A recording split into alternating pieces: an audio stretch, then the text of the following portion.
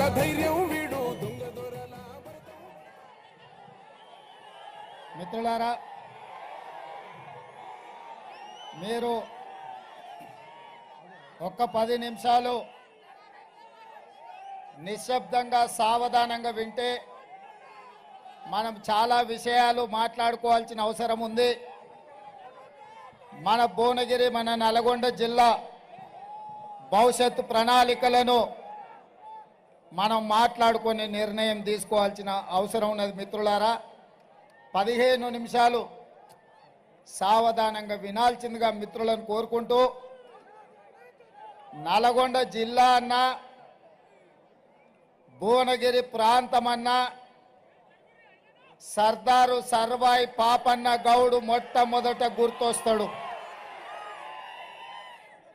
దొడ్డి కొమరయ్య గుర్తొస్తాడు, చాకలి ఐలమ్మ గుర్తొస్తుంది, రావి నారాయణ రెడ్డి గుర్తొస్తాడు, బద్దం నరసింహారెడ్డి గుర్తొస్తాడు, మల్లు స్వరాజ్యం గుర్తొస్తుంది, ఆరుట్ల రామచంద్రారెడ్డి గుర్తొస్తాడు, ఆరుట్ల కమలాదేవి గుర్తొస్తుంది, ధర్మ భిక్షం గుర్తొస్తాడు, కొండా లక్ష్మణ్ బాపూజీ గుర్తొస్తాడు.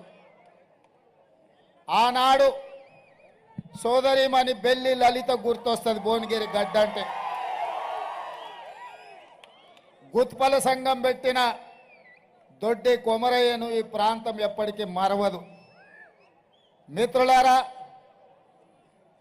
ఇవాళ నేను మీతోని మనసు విప్పి మాట్లాడదలుచుకున్నా.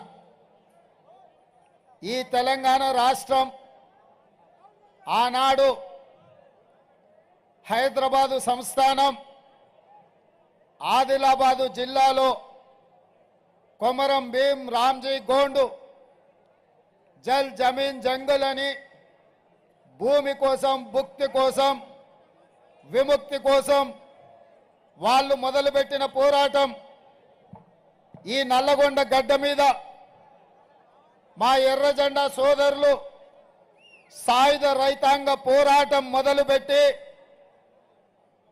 నిజాంల నుంచి, రజాకర్ల నుంచి హైదరాబాదు సంస్థానానికి విముక్తి కలిగించారు. ఈ గడ్డ పోరాటాలకు స్ఫూర్తి.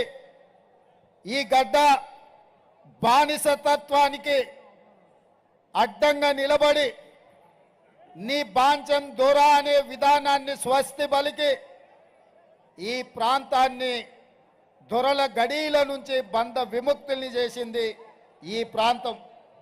మరి ఇవాళ కుంభం అనిల్ రెడ్డి అధ్యక్షతన చామల కిరణ్ రెడ్డి పార్లమెంట్ నామినేషన్కి నాతో పాటు పెద్దలు కోమటిరెడ్డి వెంకటరెడ్డి గారు, కోమటిరెడ్డి రాజగోపాల్ రెడ్డి గారు, వేముల వీరేశం గారు, మందుల సామెల్ గారు, సోదరుడు మల్రెడ్డి రంగారెడ్డి గారు, కొమ్మూరు ప్రతాప్ రెడ్డి గారు, అదేవిధంగా జిల్లా పార్టీ అధ్యక్షులు, మండల పార్టీ అధ్యక్షులు, గ్రామ శాఖ అధ్యక్షులు, కాంగ్రెస్ పార్టీ కార్యకర్తలతో పాటు పెద్దలు, సిపిఐ నాయకులు, మల్లా పల్లా వెంకటరెడ్డి గారు,